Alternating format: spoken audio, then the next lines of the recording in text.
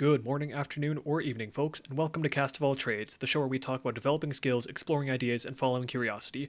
I'm your host, Orion Siebert, and in this episode, I'm joined by Jason Caywood, formerly a successful salesman, now the president of Caywood Consulting, teaching with the Sandler Training program. In this episode, we discuss the IR theory, upward and downward spirals, how to develop beneficial beliefs, and ultimately how to maximize your self-confidence and self-esteem. Jason was a wonderful guest to chat with and bring on the show, and I'm confident that his insights will change how you view the world and yourself for the better. For more stories like his and great insights, make sure to subscribe to the show so you don't miss out.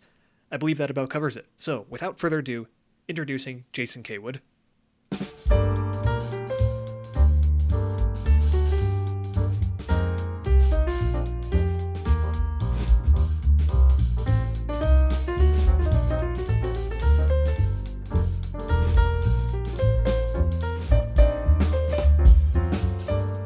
Jason, it's a pleasure to have you on the show today. I appreciate the invitation. I'm excited to chat with you. Yeah, so it's been a little while since we've last spoken, so I'd love it if you'd give me a little reminder, but tell me a bit about yourself, what you do, and how you started. Yeah, absolutely. So I'm originally from Utah. That's where we live now, and moved all over the country for a while professionally. Got into sales and sales leadership pretty early on in my career, and that's what caused us to move. Moved around and started having kids, my wife and I, and that old story of when we left, we swore we were never coming back. And as you start having kids and your family's all here, we decided, no, let's get back. And so I was very fortunate. We were in North Carolina at the time. The company I was with was looking to expand out west, and so it just worked out. They moved us out here and continued on with them. And while I was with that company for 12 years, 6 of that as salesperson, 6 as a sales director, I was simultaneously a client of a company called Sandler Training. And that, they're the largest sales training organization in the world, been around 50 plus years, all that good stuff. But it really helped me in my career. I mean, it helped me with communication and psychology and sales and all these different things. And I just got to a point with that company. They were a phenomenal company. They took such great care of me and my family. And it just got to the point where I was ready to make a shift. And so I looked at the business side of Sandler because it's a franchise model with Sandler. Looked at the business side of it. What does it look like to partner with them? And started doing some research and digging in and made the jump. So December 6th of 19 was my last day with that company. December 8th, I was on a plane for 10 days of training in Baltimore. And so made the shift. And so I'm sure we'll get into some more detail. But so for the last 4.5 years now, I've worked with anywhere from individuals all the way up to international organizations, helping to build, develop, train, maximize their sales organizations and their sales leadership teams. So at a high level, that's what I do or who I work with. Interesting. So why sales to begin with? There's so many career paths out there, and there's a stigma with sales that people tend to have. I've talked about this with other people in the past, but why sales? So honest answer, my first job out of college, we moved to San Francisco, and it was in finance for a global organization. It was fun. It was a good experience, but I realized very quickly I didn't want to be there long term. But to be open with you, my wife got pregnant in San Francisco. It was a goal of ours for her to stay home with our kids. And there's no way in the world we could have done that in San Francisco. We absolutely needed both of our incomes just to survive. So prior to this, I made a great friend in college who graduated the year before I did. I graduated in '04. And he became part owner of a medical company. And from time to time, he talked to me about coming to work for them. I'm like, no, I don't want to. Well, then all of a sudden it hit as we were realizing, God, my wife's pregnant. We want to do this somehow. And it just hit me like, man, maybe it is time to go work at that company. So I talked to him again and just started investigating it. And there was an opportunity to move to Chicago or to the suburbs. I would have worked in Chicago. And we just started running the numbers, and it was an option for my wife to stay home if we went and did that. So I like to be very honest about that. It was not some lifelong plan or some grand plan. It really was just born out of necessity, and it was a good opportunity. And so when I got there and started, man, I was pretty terrible to begin with. I'll be very upfront with you. But I found out early on, I do enjoy this. I like this. I was in healthcare sales at the time. I liked serving the nurses and the doctors of the offices that I worked with. I like trying to make their life easier in addition to what our company provided for their patients. So I found out pretty quickly that I enjoyed it, but yeah, that's kind of how I stumbled into it. Interesting. Like that's honestly very similar to a number of stories I've heard in the past of most people who I meet who are in sales, they don't typically dive into sales head first since I don't know. I don't usually think most people are inclined to like most people think of the idea of sales and they instantly are repulsed by it. It's sort of something you just fall into and it becomes Yeah. a great career for a lot of people, which is awesome. Well, but let me comment on that because this is where I think a lot of the well earned stigma has come from is what you just said. Yes, a lot of people do kind of fall into it and then they turn it into an awesome career and they serve their clients at a high level. Yes, that happens. And a lot of people just kind of fall into it and just kind of do it because that's their only option. They don't treat it as a real profession. They just kind of keep hopping from job to job, company to company, and they're basically the same salesperson they've always been, which is not very good. And so yeah, so I completely understand the stigma around it, and I think it's well earned. And it breaks my heart because it shouldn't be like that, right? Sales is, I think it's the greatest profession in the world when done properly, right? When it's done properly, it's about serving other people, right? It's about helping them make a great decision. It's about helping understand, hey, does it make sense for us to come together and help each other out? And if not, that's okay too, right? So yeah, I'm with you. It does start a lot of sales careers that way, but man, it bums me out when people just kind of keep schlepping along the bottom, but they stay in sales, right? They're not helping anybody out. Mm-hmm. Yeah. There's a question that I don't often ask. I don't ask everyone this question, but I feel compelled to ask it to you just because you have a bit of a different background in when it comes to sales and when it comes to this profession, I guess. In your opinion, what does it mean to live a successful life? This has changed a lot over the years. Um, I'm going to say something very specific to me. Mm-hmm. Okay, it might not be for everybody, but I'm at a point now in my life for years, the last handful of years, I believe we are meant to become who we are created to be. Right? I am a faithful person. We're Catholic. It's the center of my life. So I am speaking of it from that angle. Now that doesn't mean everybody's got to be religious. No, I just think whether you are a spiritual person or not, I think everybody has a version of themselves that they are capable of becoming. And I think striving for that and doing what we can to become that person is a good mark of success. And that's different for everybody. Sometimes that might result in material success as well, right? Like I think about Warren Buffett. Did Warren Buffett set out to be the richest person in the world or one of the wealthiest people in the world? No, that was never his goal. It just so happened that what he was created to do resulted in that as well, right? But I look at anybody in any profession, it's like, man, how can I continually grow and develop? And that's another thing for me around success. And these are not original thoughts. This is stuff I've learned along the way, but I think we're meant to continually grow. I think we're meant to continually develop. And I think we're meant to serve people around us, right? So what does that look like? What impact can we have on somebody's life, right? Like how you and I met coming into UVU and talking to the class. Like, man, I love that. That lights me up. Let me be very clear. It's not a financial thing, right? It's hey, I was introduced to somebody and the opportunity arose and I jumped at the chance to come talk to you guys, right? Is there anything I could possibly say or do that will help you guys just shift the direction of your life a degree or two, right? Because if you shift that 1 or 2 degrees over the next 30, 40, 50, 60, 70 years, man, that's a big thing. And then it's not even about you guys alone, but who could you go and serve then, right? What kind of ripple effect could that have? So I know I'm kind of ranting here a little bit, but that's those are some of my views of success.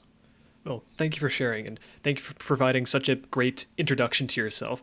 I feel like I know you much better now and have a better understanding of who Jason Caywood is. So I think it's time we dive into the bread and butter, a lot of what you talk about with, it's Sanderson, right? Or Sandler.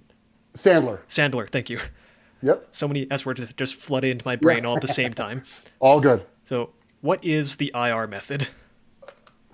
So the IR theory is something. Now, the Sandler organization did not create this, but we have taught it for a long, long time. Okay.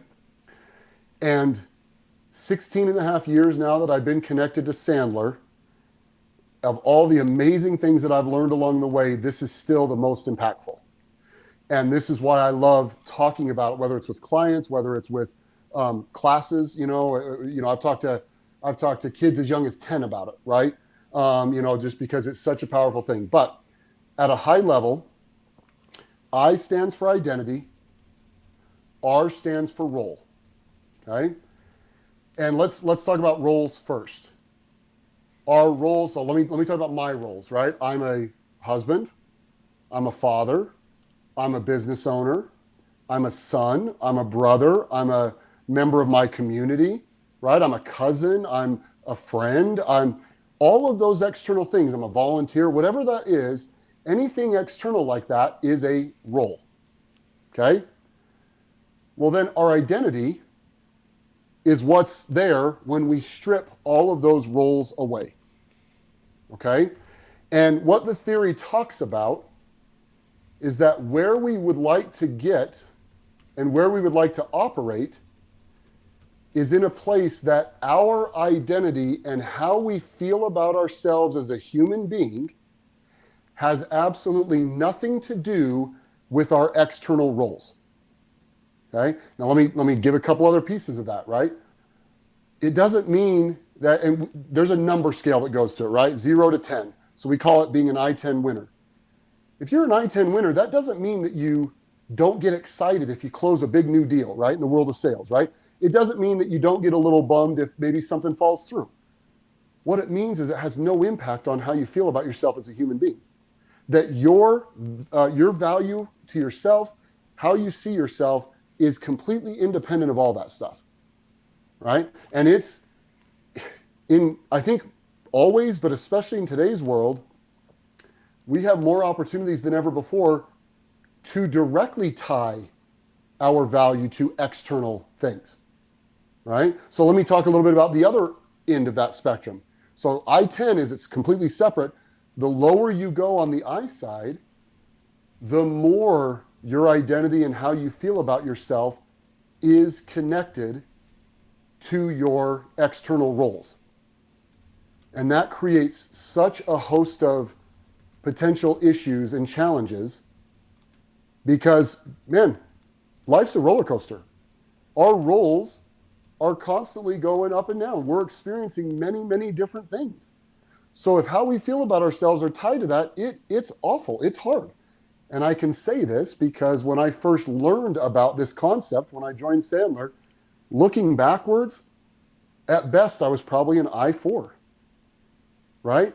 I don't say anything. What I'm about to say, I don't say as if I'm pointing fingers. It's just what it has been, and I wouldn't change any of it. I played sports growing up a lot. That was my identity, right? School, so-so, right? But sports, that's where I had the opportunity to shine. And when that was over, I really struggled with, well, wait, if I'm not doing that, who am I? Right? And it was a challenge. It was a challenge. Even when I got into sales, I came to realize like, oh man, I feel good about myself if I'm performing well. But when mistakes would happen, I would feel terrible about myself.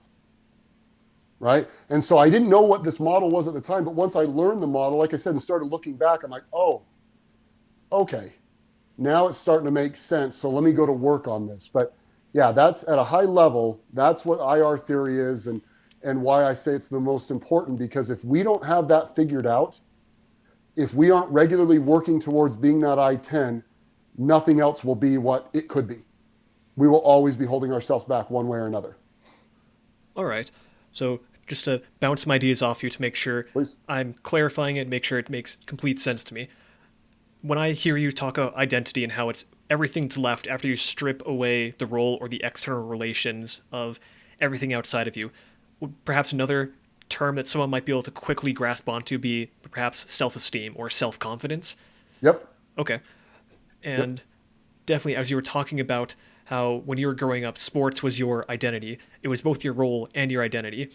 That instantly reminded me of the oh so common story of the kid who does super well in school, and then like they go up all throughout elementary, middle, and high school. Eventually, they go to some big Ivy League college, and then once they get there, they realize I'm not the smartest person in the room anymore.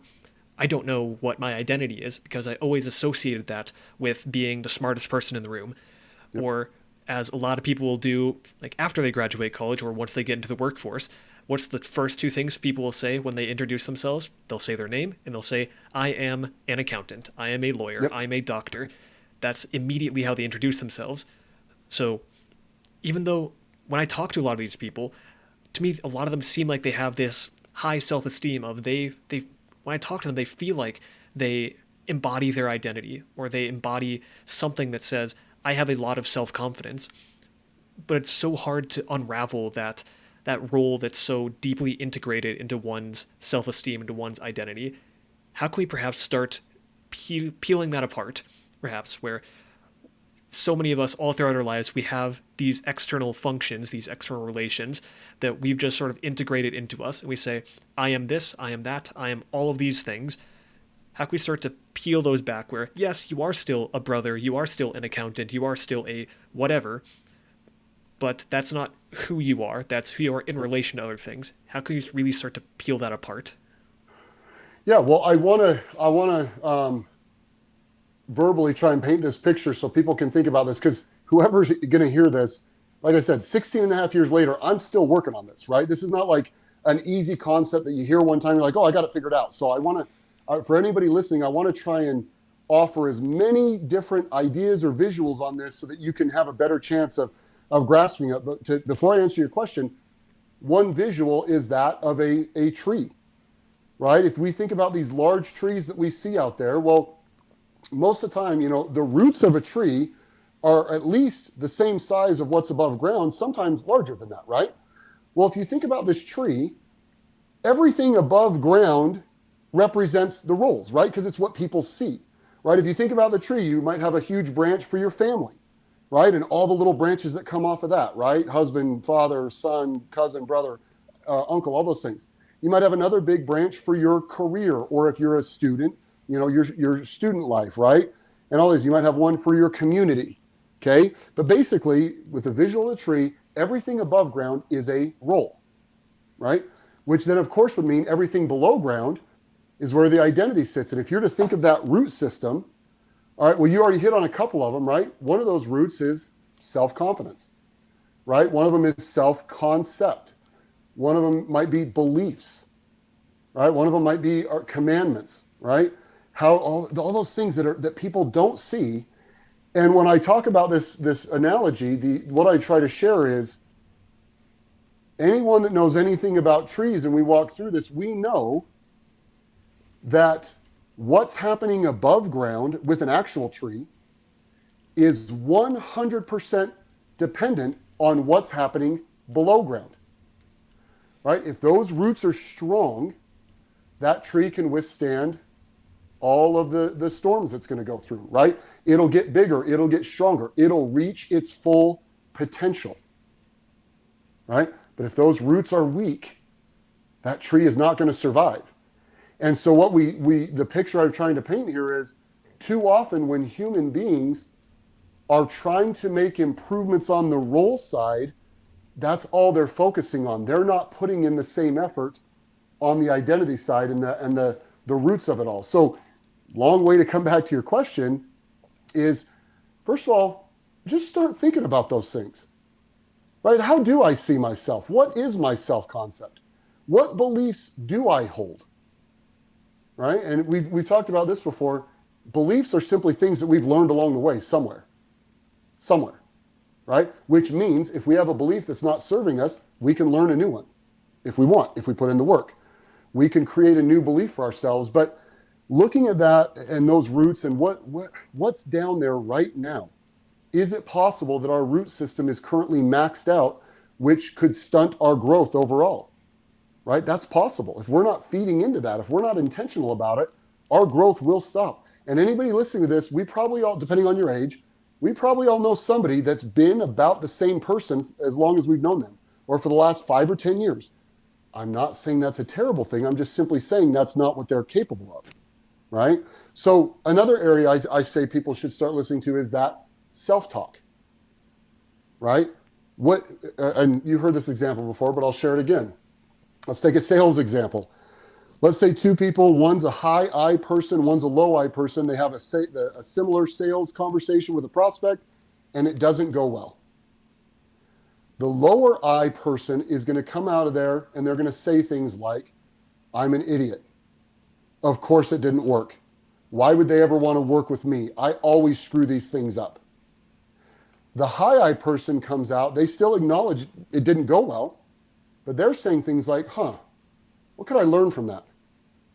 If I were to do that over again, what questions would I ask that I didn't ask the first time? When they said this to me, how would I respond differently next time around? They make it about the role, right? Where the low I person made it very personal. I'm an idiot. I always screw it up, da da da da da. So probably the easiest place to start evaluating where you might be on the I side is listening to that self-talk, right? Where did that come from? What is that? And here's the sad part. We can become a low I for a million different reasons, even with people that love us. Darren Hardy is a big public speaker. He published Success Magazine for a lot of years and all this. And he tells a story that when he was a kid, his dad was a very disciplined guy. You know, he could hear the weights in the garage, 6 a.m. every morning, all that stuff. He later in life, Darren was a big driver into his adult life, did big things.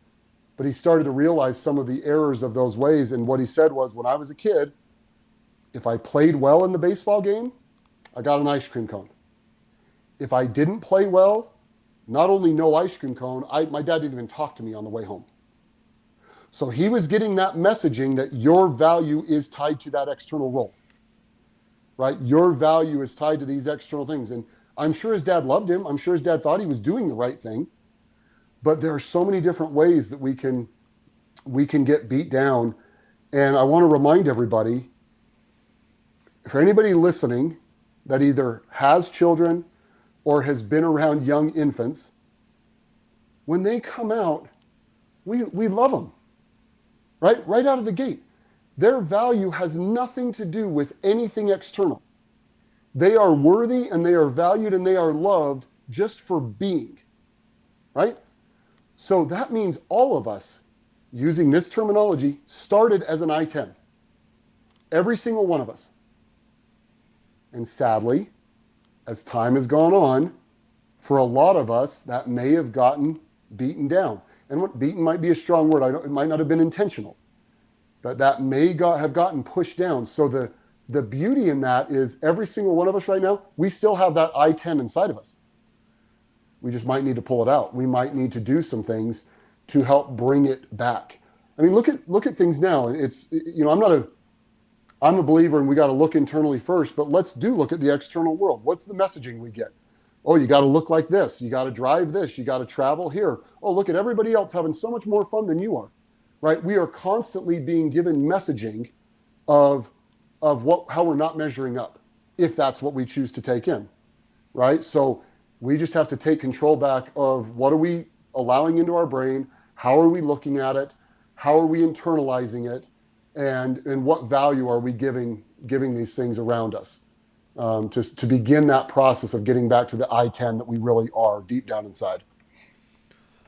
Well, you touch on a lot of really interesting topics there. There's a number of things I want to touch on, but first, so I may use very different terminology from what you were talking about, but it was actually just, I want to say maybe a week or two ago, I recorded a solo episode all about worldview, and you touched on a lot of very similar topics to that, about how people, perhaps I use the word worldview, where you may use the word identity, where people are being exposed to information. They're going to come across a lot of information, and they have to decide, what am I going to take in, what am I going to reject? And that's going to shape their worldview, what they believe, not just about themselves, but about the world around them.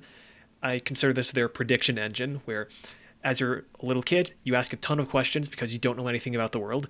As you grow up and become a teen, you ask less and less questions because you think you know everything. And then when you become an adult, you stop asking questions because you pretend like you actually know everything, even though you kind of know you can't know everything. Yep.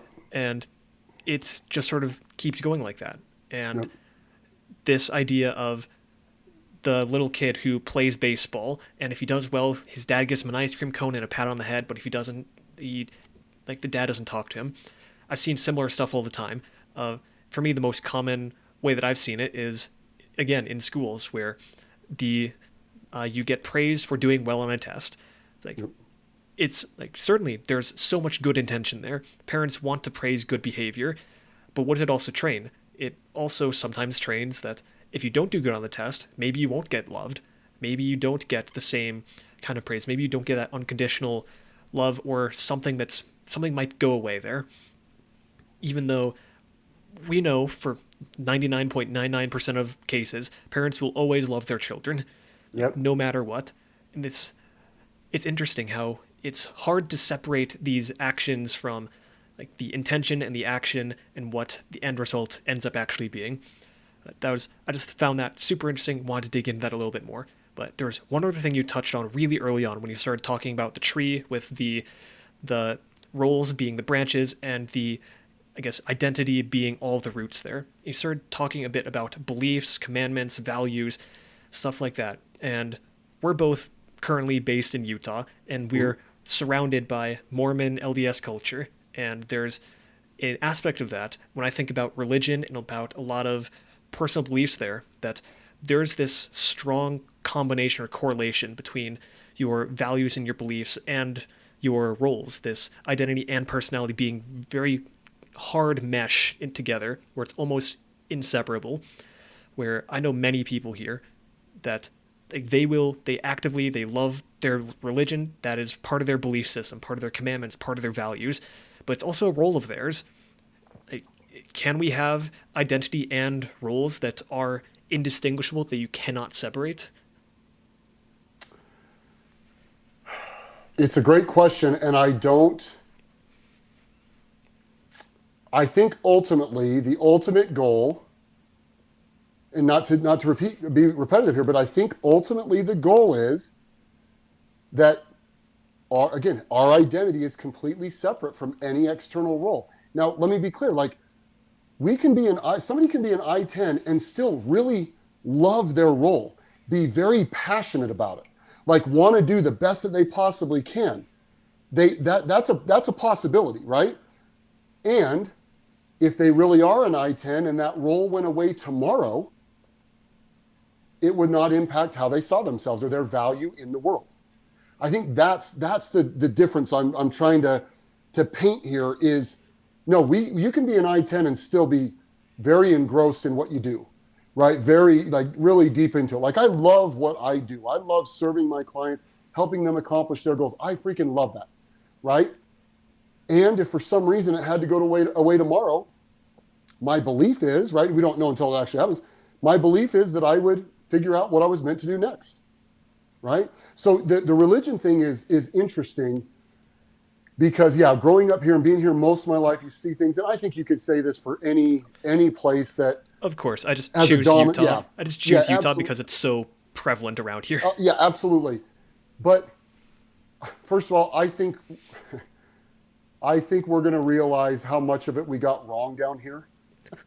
I think, I have a mentor named Scott back east that I've known for 15 years. He's 20 years older than me, and I don't say this lightly, probably the most Christ-like person I've ever been around, okay? Not perfect, but lives it, right? And years ago, I was worried about something that I was or wasn't doing or whatever, and I'm talking through it with him, and he said, Jason, he said, God wants your heart. Right? That's all God wants. If your heart is in the right place, then everything else will flow out of it properly. Right? And so to kind of tie that back into what you're saying, I'm sure I've done it in my spiritual journey and taking on roles in our parishes and things like that. But to me, that was such a nice signpost for me to measure against often. If I was about to do a role, right, tied to our parish or whatever, man, I had to be honest with myself sometimes and realize my heart is not in the right place about this. I'm looking for the recognition, right? I'm looking for the pat on the back. I'm looking for the, hey, attaboy, right? Now, that doesn't mean that I would stop and not take the role on or I'd quit in the moment. No, it just made me realize, like, I got to shift my focus here, right? I got to shift my focus here. And so, again, whether religious or not, I think that's a great question to ask all of ourselves is, why am I really doing this? What am I really is hoping to come out of this? And I will raise my hand first. Probably more times than I can count in my life, I was doing it for the wrong reasons, right? Not just religious, other stuff, anything. Like, it's like, no, I needed that recognition. And all that is, it's not about, if somebody listening feels like that with themselves, don't beat yourself up over it. Just acknowledge it and realize, all right, I've got some work to do, right? That is an indication of potentially a lower I. If we're doing these things to get that recognition and to get that way to feel good about ourselves, we might need to check some things. Now, let me just make this statement. Someone could be an I-10 doing a role for all the right reasons and still appreciate a pat on the back. I think all human beings like to know they're moving in the right direction. They like positive feedback. So I'm not saying that you're immune to that. It's just that's more icing on the cake than you searching that out for your own survival. Right? Does that make sense? Kind of. I think to just break it down to the core of the matter, let's push out the eccentric situations, the far off cases of it, to get heart of the matter. Identity and role. Identity is what we really want to work on. We want to be able to be happy with ourselves when we're all on our own. That's when I listen to you talk about this, that's what I feel like is what's core here. To be able to sit with yourself alone at night, alone in bed, and think to yourself, I'm doing good. And just be in your head there to say, I can do this, or have that self-esteem, that confidence, the true belief in yourself, in your whatever it is that you have in yourself. And still, it's not directly tied to who you are as a person, but still be good in those external roles and those external relations. Am I getting that right?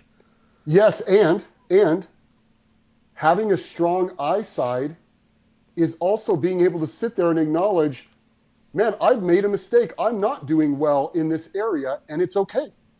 Like, I'm not, that doesn't mean you keep doing poorly. Like, no, like, I want to fix it. So it's, again, one of the examples Sandler uses is, let's pretend you got to go to a deserted island for 15 minutes, right? This isn't about food. It's not about water. It's not about survival. But you go to the deserted island and every one of your roles is gone. Where do you find your self-worth at that point? That's what it is, right? It's like our self-worth should never change if we are that I-10 person, if we are that I-10 winner, right? But being an I-10, you can still be sad, right? If something sad in your life happens, yeah, you could still be angry. You can still experience all the emotions. But your value, how you see your value in the world is unchangeable. And again, depending on your belief system, right? I will share this. About the time that I started learning about the IR theory, I also became part of this men's group in Bible study back east when we were in Charlotte. And I've always been a faithful person and regularly attending mass and all those things, but I wanted to do a deeper dive. And I started that about the same time. And it became so clear to me eventually that if I believe what I say I believe, if I really do believe that, how could I see myself as anything other than an I-10?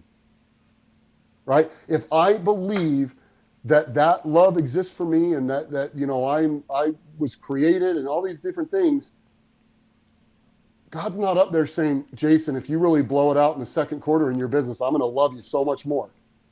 No, so so it is, we can feel all the things and have all those experiences, but it's just, again, that self-worth is completely independent of any of our roles, period, end of story. That's the goal that we're trying to get to.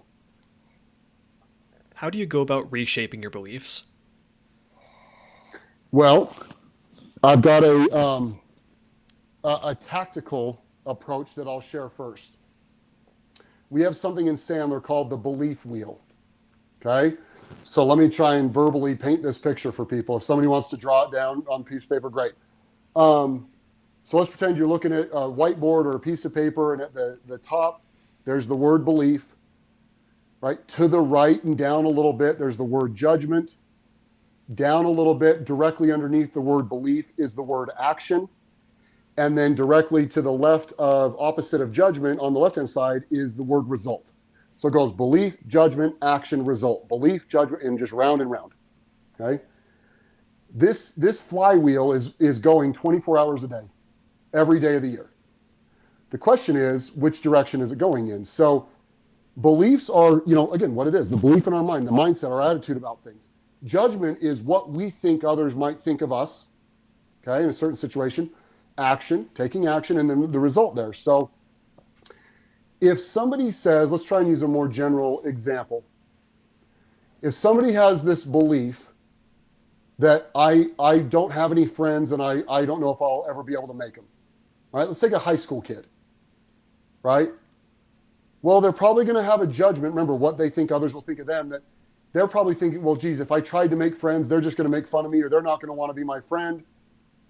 So they take little to no action, right, around this whole thing, which creates the results of them having no friends or very few friends, or maybe awkward interactions when they try to make a friend, which that result then feeds back into the belief, I don't have any friends and I'll probably never have friends. Okay? Downward spiral. Yeah, absolutely. And it just keeps going faster and faster, deeper and deeper.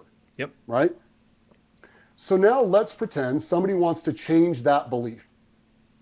The best thing we can do is start by clearly identifying what is the result that we really want. Okay? Let's pretend the result that we really want, or this example would want, is I want to make just one solid new friend this semester. Okay, let's say that's the result that they want. The next question we need to ask is, what behavior would you need to create in order to support that new result? Doesn't mean you're going to create it overnight, but just if you could just map it out nicely. What behavior would someone need to have in order to have that solid friend this semester? Then you write that out.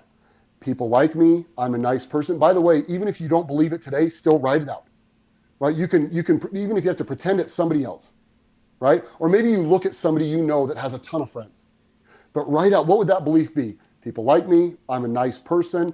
I'm a great friend. Da-da-da. Write it all out.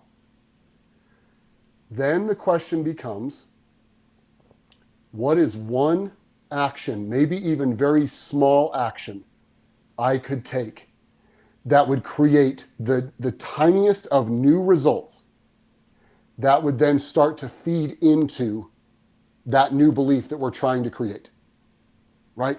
So a simple action might be, I'm just going to talk to somebody in my chemistry class this week. I'm not going to ask them to be my friend. I'm not going to try to make them that one person yet. I'm just going to talk to them. Now they talk to them. Maybe they were buddied up with them on a project. Now they talk to them. And what happens? It goes fine. Right? So the result is, they didn't yell and scream at me. They didn't make fun of me. They didn't shoo me away. All right. That was good. That just in the tiniest way starts to build that new belief. Well, hey, what's the next action? I'm going to talk to somebody in my math class. Right? Result, result, result. And we just keep going. So now we can get that flywheel going in a positive direction for us. And look, man, it might take 1,000 rotations to actually build that new belief. And you know what? There might be situations where it takes 2 or 3. Okay, depending. But that is one of the best ways we can start to build new beliefs, is by A, clearly understanding what we are trying to get, the result we're trying to get. B, clearly identifying the belief that we would need to have to support that result. And then C, what is an action we could take that could get us in that way? I'll give you a real world example with me. Prior to 2017, I hated running. I thought it was stupid. I don't know why people ran. I only ran in sports because I was forced to, and it's just what it was. I still I'd think never, runners are masochists. yeah, I'd never run more than 3 miles in my entire life consecutively, right? Up until that point. I would even verbally say things like I have a brother and mutual friends that they would, Ironmans and these long races and marathon. I'm like, you guys are freaking nuts. Like, that's so stupid. I would verbalize these things. December of 2016 rolls around, and I'm setting goals for 17. And in the health area, I'm like, I just need to do something different I've never done before. It kind of gotten stagnant, blah, blah, blah. And I thought, crap, what if I ran in the Salt Lake? What if I did a half marathon during the Salt Lake Marathon week? Email my brother who lived in California at the time. Hey, bud, here's what I'm thinking about. If I were to do this, would you help train me and maybe even come out and run it with me? Send off the email. It's like 10:30 at night. And as soon as I sent it, I'm like, I got to do something. So I signed up right then and there, right? It was April, whatever, of 2017 that the race was going to happen. Well, I lift and CrossFit, things like that, but I was not in running shape. So I simply started by running a mile a few times a week, right? Eventually I got an app that had a 4-month training program for your first half marathon, right? So I slowly start taking this action. My brother and a mutual friend, they're helping me out. They're being supportive. I get to the first long run on a Saturday of 4 miles. Now remember, I'd not run more than 3 miles prior to this, okay, in consecutively. So as I'm running on that Saturday, my watch hits 3 miles and I keep going. And in my head, every step I'm hearing record, record, record, record, right? I'm going, well, guess what? I get to 4 miles, the run's over for the day. What was the result? I didn't die, right? I survived. I did fine. It was okay. A week or two later, what happens? It's a 5-mile run. I make that. And as those long runs got longer, I could literally feel the walls coming down in my brain about what I thought I was capable of when it comes to running, right? And over the course of the next 3 years, I did 4 half marathons, 2 marathons, a couple ultras, a bunch of Spartan races, a bunch of shorter races, and completely rebuilt that belief. But it was literally one step at a time. I had to take new action. One mistake people make is our attitude drives our behavior. Well, when you feel good, sure, but guess what? We don't always feel good. We're not always excited. What we have found is no, behavior drives attitude. It's our behaviors. Those years that I trained 6 days a week, pretty much for 3 years, I bet you 5 times I was excited to do the workout before it started. Maybe 5 times. But I can promise you this, at the end of every single workout, I felt so much better, right? So I know that's a long answer, but I wanted to kind of give something tactical for people. Identify the new belief you're trying to create and pick an action that you could take that would create a new result that will feed into that new belief. There are some things there I want to touch on, but first, the idea of needing to take action to change change your mental state. I can talk, I can fumble over my words all I want. It's an idea that I've heard a lot, and it's so true. Trying to think your way out of a mental slump is like trying to sniff your way out of a cocaine addiction. Like, it's not going to work. Yep. If you want to, I don't know how many studies I've seen of how exercise can be one of the most effective ways to try to work your way out of depression slump. Yep. It's amazing what a bit of sunlight, some good food, and picking up heavy things can do for you. 100%. Seriously. And I know personally, I've had the same thing where if I want to, I don't know how many times I've gotten up and I said, I don't want to work out today. I don't want to do it. And I get up and do at least some of it. If I do at least some of it, I feel better now. Yep. Then I'll usually finish it up because, well, I've already gotten this far. I may as well finish it. And it feels so good. 100%. Yeah. And something that I feel like stalls a lot of people out from being willing or actually trying to take that first step is they don't focus on the first step. They're like at the beginning of The Lord of the Rings and they think, I have to make it to Mount Doom. And they're only thinking about Mount Doom. Instead, you have to be Samwise Gamgee, where you're taking one step at a time and you get to the point where you're at the edge of the Shire and it's one more step and this is the farthest away from home I've ever been, Mr. Frodo. And it's just one more step and taking those each individual steps. But the most important one is that very first step. Yep. Because I don't know how many times I've heard people say, I'm going to write this book. I'm going to publish this book. 2 years later, they're still talking about their book they've never even written the first word to. Yep. When, like, as someone who has written a book and published it, it's like, I did that. That's cool. And like, I needed to work out that first step. And as soon as I did the first bit, it's amazing how much can just cascade past it. Like, I know when I sit down to try to prepare and record these episodes, the first 5 minutes of doing notes and research is painful as hell. I hate it. But once I get past that first 5 minutes, I'm in the zone. I feel excited and it just keeps coming. It just can't stop for the next hour to 2 hours sometimes.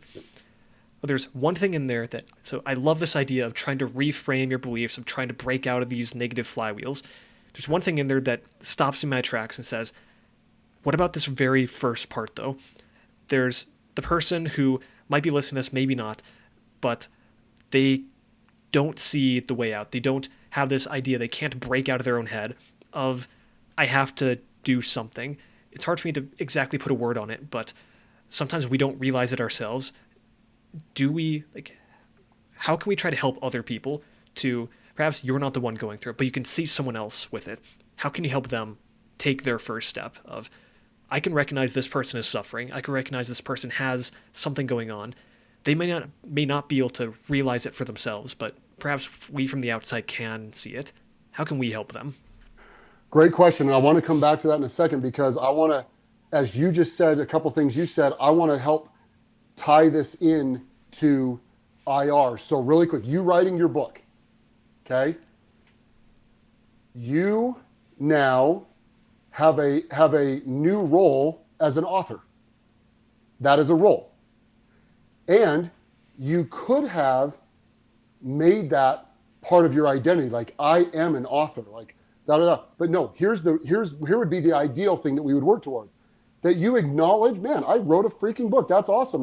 This is a new role of mine. But here's where you would want to feed it into the roots is, I am someone who takes action. Mm-hmm. I am someone who does things when I know it's the right thing to do, even if I don't feel like doing it. Those are more beliefs and values. So that is something too, as time goes on, that's how we want to separate those things. If you'll notice, the things of, I do hard things, or I push myself, I take that first step, those are things that could apply to any area of your life. That's more of an identity thing, right? Whereas the author, you might not be able to write another book down the road at some point, right? Just like the athlete won't be able to get on the field or the court at some point down the road. So that's a nice way, for anybody listening that wants to really dive into this, if you think about a situation, think about, okay, which parts could feed into the rest of my life versus which parts of this are simply about this external thing right now, okay? So that's one thing I wanted to share. Another thing too is, you mentioned people that might struggle to take that first step. Here's another way to look at the whole IR thing that could contribute to that. People that are high I's, whose identity and value has nothing to do with their roles, they have no problem with the possibility of making mistakes in their roles. They know it's going to happen. They know they're going to screw something up. And they also know, I'm going to learn from it and get better, right? So they're willing to do those things. They don't need perfect timing and perfect circumstances to try something, because they just know it's part of it. However, the opposite, the lower I people, because their identity is so wrapped up in their roles, they are almost paralyzed at the idea of trying something new, because if it fails, and for the listeners, I just put my fingers in quotes, right? If that role thing fails, they internalize it as, I am a failure, right? So I wanted to tie a couple of those things together, because just to, again, help paint the picture of what we're talking about here, okay? So back to your question now of, yes, sometimes we can see in others areas that they might be struggling in, whether they acknowledge it or not, okay?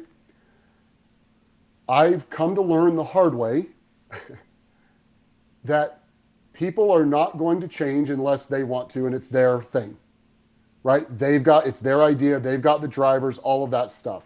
Now, I don't say that harshly. I'm just saying that's the reality, right? So I think we first need to understand. I can say in my life, there's been times I've tried to help people change or give them all these great ideas and nothing became of it. And it would bum me out because I'm like, oh my gosh, this is such a great thing. But they weren't interested. They weren't ready. They weren't. And again, that's not a knock on them. So number one, if they're not ready, then there's nothing you can do. But I do believe, regardless of them being ready or not, we should ask ourselves, what does love require of me in this situation? Right? Tying it back into our earlier spiritual piece of this, that's another calling on those of us that believe we are called to love our neighbor. Right? Now, that can take a million different forms. Right? There's a million different things there. But I have also learned, even if you take the spiritual component out of it, when we love on people and just meet them where they're at, I think that creates a much better chance of connecting with them, right? Of really serving them. And again, sometimes they might not be ready to make the change that we can so clearly see would benefit them, but we can't control that. We can only control how we show up, right? We can only control how we interact with them. And if we choose to discard them because they're not doing what we want them to do, that's on us. That's not on them, right? And I'm giving extreme examples here. I know that's not what you're saying. But if, at the end of the day, though, if the desire is there for them to make a change, if they're willing to acknowledge it, if they're willing to try something, then what I found personally, professionally, in my interactions, the more they can connect to their personal reasons for wanting to do it, the greater chance of success there will be, right? If it's just us pushing them, that might last for a little bit, but how can we help them find a reason to do it? But then based on what I just said, if they don't see themselves differently than how they see themselves today, their roles will never change, right? We are all performing in our roles in a way that's consistent with how we see ourselves conceptually. So that's the question. If they're really interested in making a change, what could you do to help them build those new beliefs? What could you do to get them to build those new values, to deepen and strengthen those roots, right? That's where I would start, right? What could you do? And sometimes there is some external stuff to strengthen the roots, right? Let's say they've never run a step in their life. They're really out of shape and they want to make a change. Man, start with a block and then praise the crap out of them. Right? Great. Hey, let's go. I'll walk with you. Take your time. Let's just go it's a beautiful day outside. Let's go just walk to the end of the street and back. Right? But then help them understand, man, look at what you did. Right? Look, you were willing to take that first step. Reinforce the root strengthening components of it. Right? That's what I would try to focus on if somebody wanted to help and was willing to do what it took to get to new levels. Right. Okay. Interesting. So almost no matter what, people have, from what I'm understanding, trying to interpret, almost no matter what, if someone wants to make a change or is trying to make a change, they have to be at at least some minimum level of identity level where they have to recognize it for themselves. If they're below that, it's almost impossible to maybe try to help them or try to encourage them to get past that. Yes, we can be there to try to support them and try to we can give it our best effort, but it is ultimately still their decision. But it's... Well, sorry, not to cut you off. I think to add to that, I do believe it's possible. It just might need to start with a smaller step. Yes. Right? Mm-hmm. I think that would be the difference depending on where they might be on the I side. It might have to be something that to us might seem minuscule, but to them, it might feel like a mountain that they've got to climb over, right? If you take somebody that's run a 100-mile race, walking that block, they could do that in their sleep. But if you take somebody that's never run one step in their life, that might feel like running a 100-mile race to them. But okay, great, let's start there. So that's probably it too when it comes to the tactical side of it is, yeah, we might need to start a lot smaller, and that's okay. That's okay. It's the same idea that Jordan Peterson often talked about sometimes you just have to start with cleaning your room. And if that's too much for you, start with cleaning, folding the sock drawer, or start somewhere super small. It's bit by bit, step by step. whatever seems manageable at the time, just barely Yeah. manageable, do that first. 100%. Because again, you mentioned self-concept earlier, right? If we see ourselves as someone only worthy of living in just complete filth, and we don't take care of ourselves, and we don't clean up our own room, and we all that stuff, if that's how our subconscious mind really sees us, we'll never grow beyond that long term. So that's why it's so critical. And this is talked about a lot nowadays, but our subconscious mind really is running the show, right? So if our subconscious mind has a belief that is different than what we're trying to, a result we're trying to achieve, we will never have it long term, ever, right? You look at, how about this? How about all the lottery winners? What is it, like 90 something percent lose it all over X amount of years? Because they never upgraded their root system. They never upgraded their beliefs that, no, I'm someone that can manage money well and large amounts of money and da da da da da. So they slowly start doing things to shed themselves of that vision that they don't have of themselves, right? They start to shed themselves of the external things to match how they see themselves. Yeah. People are so focused today on their diet, exercises, morning routines, all this stuff. What's the mental equivalent? What's the mental diet, the mental exercises that we might want to be looking at? So there's a few things I'll suggest. I think journaling is huge. Right now, well, not right now, for the past couple years, but especially the last 6-7 months, I've really been diving into Benjamin Hardy. So for listeners, I would highly recommend anything that he is doing, any of his books. He's got an awesome free program called 30dayfutureself.com. Awesome program to help with some of the journaling and how to view these things. So journaling is a big one. Really guarding our minds. My favorite speaker ever is Jim Rohn, Rohn, and he talked a lot about that, guarding our minds. If we're trying to do these things over here, but on this side, we're letting all the garbage in still, we're hurting ourselves, right? So choosing what we let in, choosing who we associate with, right? Are we going to join in on the gossip fest, right? Are we going to join in on talking crap about other people, right? Here's another thing too that is a little counterintuitive. Sometimes we can overload ourselves even with good information, right? Let's be honest, guys. Right now, we have more free available information than ever before, which has its upsides. But man, we can, if we're listening to too much, we just do a lot of side to side versus actually making progress. So sometimes that can hurt us in a way. Is that, now listen, I would say more good information is still better than bad information, right? But just being mindful of, let's not jump on every new fad every 3 weeks that it comes out. There's such thing as too much of a good thing. Yeah, 100%. But I think journaling is a big one.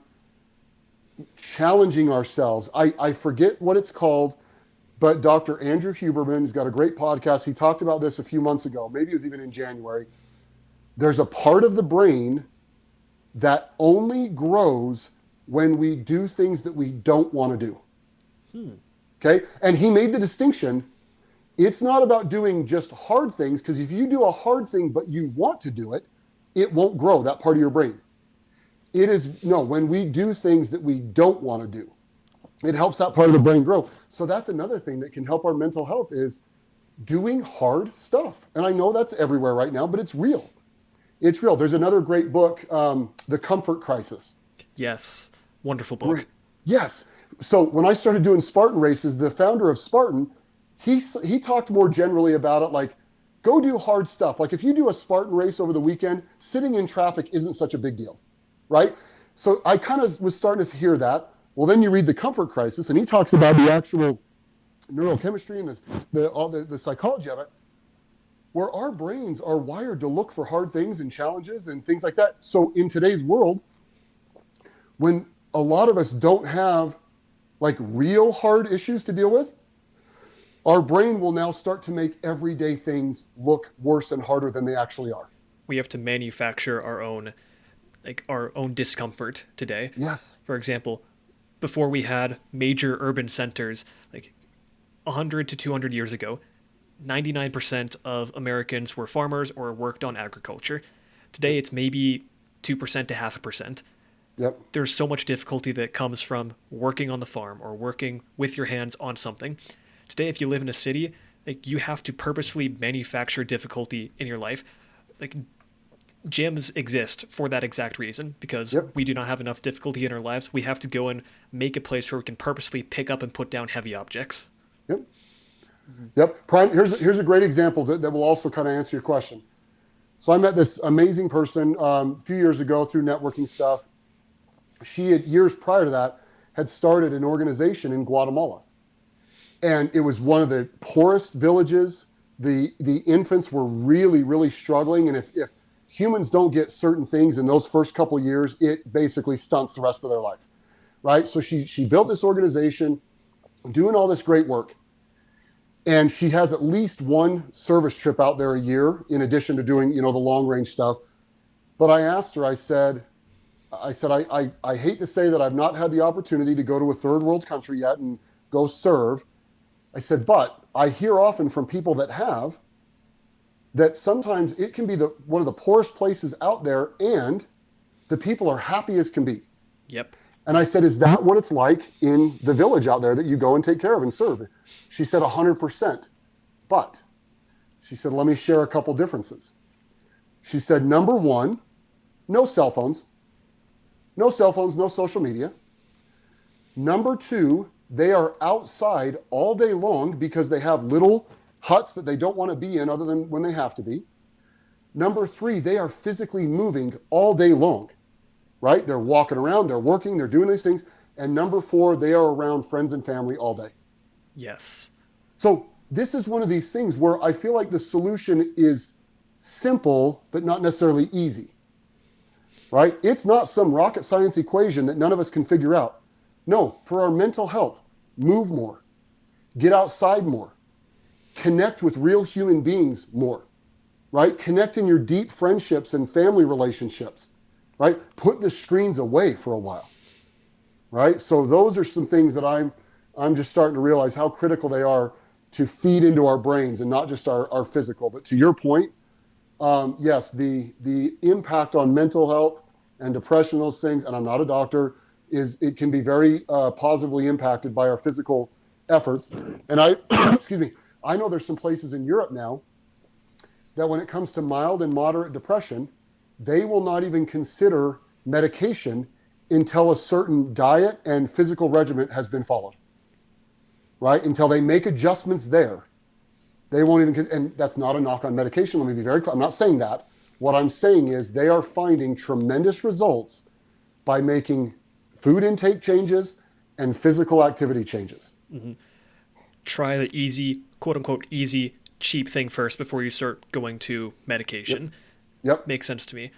And absolutely what you've been talking about, the third world countries with people being super happy. I lived in Argentina for a brief time, and I saw that exact thing. I saw people who were, like, they were lacking in food and clean water. Like, I would walk around the streets of some of the cities, and it looked like the apocalypse went through there. Like, downed trees, cinder block buildings with rebar sticking out, and people were happy. Kids were smiling and playing in the streets. People took care of each other. Yep. They were happy. They were as healthy as they could be in that situation. Sometimes healthier than, honestly, some people that I see around here in the States. And it's amazing how, just going back to basics, do you have friends and family that you can talk to? Do you get enough sunlight? Do you play outside? Do you move around every day? Do you do stuff that's kind of difficult? It's amazing what that can do for your health. Yep, absolutely. And again, some people, let's pretend somebody's listening that maybe isn't doing a lot of those things right now. Don't think about the end product of doing all of them every single day. No, start small. Don't think about Mount Doom. Start with the Shire. Yeah, exactly. When I was talking about journaling, if somebody's not journaling but they want to journal, don't go from 0 to 7 days a week for an hour each day. No, journal on Monday morning for 3 minutes and then stop. And don't do it again until the next week. Then do it another Monday morning. Then maybe the third week, do it Monday and Thursday morning, right? Build up slowly. One other thing I want to say, and this might be coming out of left field, but it's important. And again, tying back into IR, we look around the country and it's no surprise that there are a lot of challenges, a lot of real challenges. There's a lot of hurt, there's a lot of pain, there's a lot of anger, there's a lot of fighting, all these things that we can easily see. Because I am so fortunate to be aware of this model, the IR theory, my very humble and unprofessional opinion on it all, sometimes our identity can get wrapped up in these external, whether it's our political affiliation, our religious affiliations, certain causes, right? So let me take the political one, and I'm talking equally here. Yep, I see this on both sides as well, so go for it. If somebody is so wrapped up in, and again, I'm using both sides, I am a Democrat, I am a liberal, I am a Republican, I am a conservative, and all these beliefs, well, if that is part of their identity and those things, maybe even parts of those things, start to get challenged, they dig their heels in so deeply because it's not just about a simple issue. In their mind, even subconsciously, they're thinking, well, wait, if that thing's not true, then who am I? Right?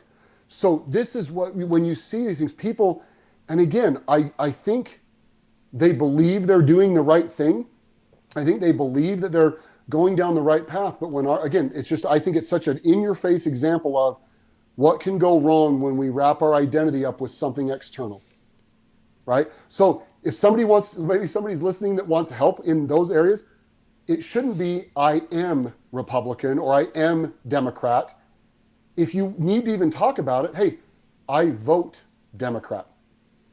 I vote Republican. I vote for the conservative candidates. In the past, I have voted for the Democratic candidates. That is no longer an identity. That's just an action you've taken. Mm-hmm. But it takes it away from I am this thing to, no, this is a behavior I have engaged in the past. That makes sense. Absolutely. There is something I've come across this as well. I look at this more of a religious perspective because that's where I've seen it more personally in my life, where I was born, raised Mormon, LDS. I left the church eventually, and I still love and respect the people in there.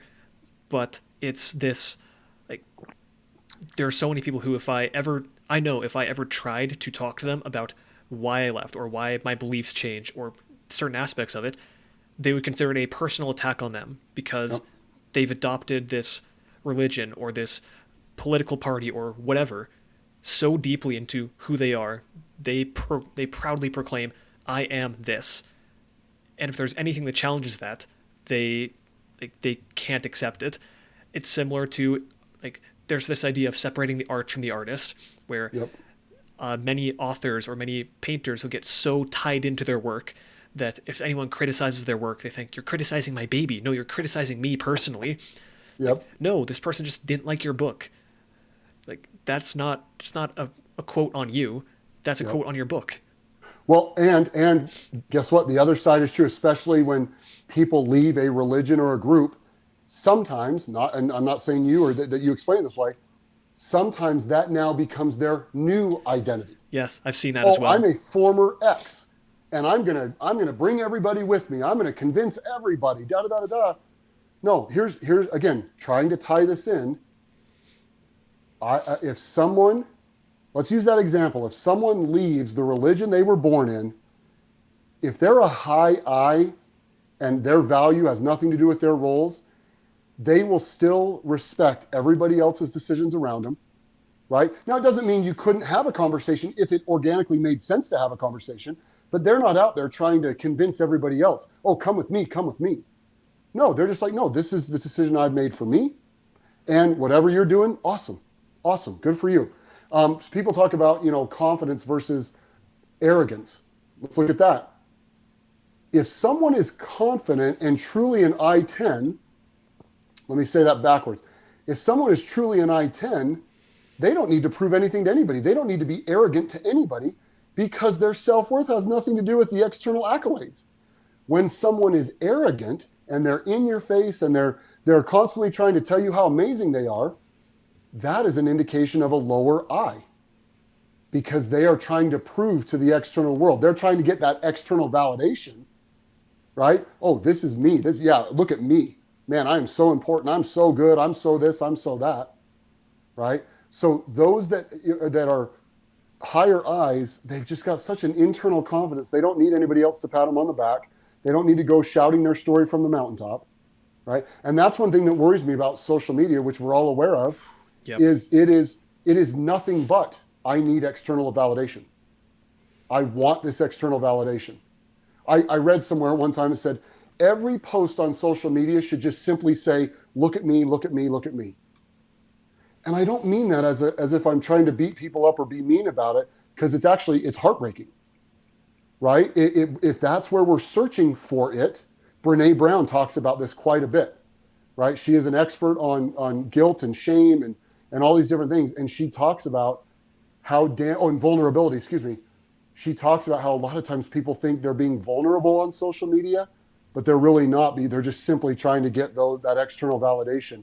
And guys, everything I'm saying today, I've done it all. I've been there with you. So this is not me acting like I've got it all figured out. No, I've put the posts out there. I've made the comments. I was quite cocky and arrogant when I was younger, but it was simply to hide how crappy I actually felt, right? It was simply to hide my lower I status. It's where I got my validation from. So I'm not sitting here on a high horse as if I've got it all figured out. I'm just trying to share stories and examples to help as many people connect the dots as possible so that they, if they're interested, could start to make some improvements in their own life.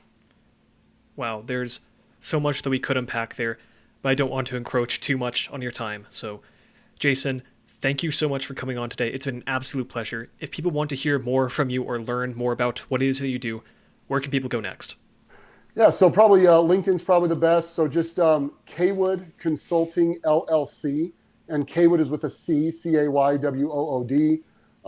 My business website is cc.sandler.com.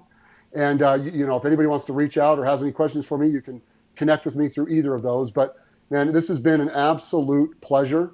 I appreciate it. I hope there's been some value provided for somebody. And, I really appreciate the opportunity. Okay, thanks for coming on. If you enjoyed this episode, then please share with a friend you think would like it, or share it on social media. It would absolutely mean the world to me and helps the podcast grow so much. With all that said, thanks for listening. I greatly appreciate it, and I'll talk to you all later.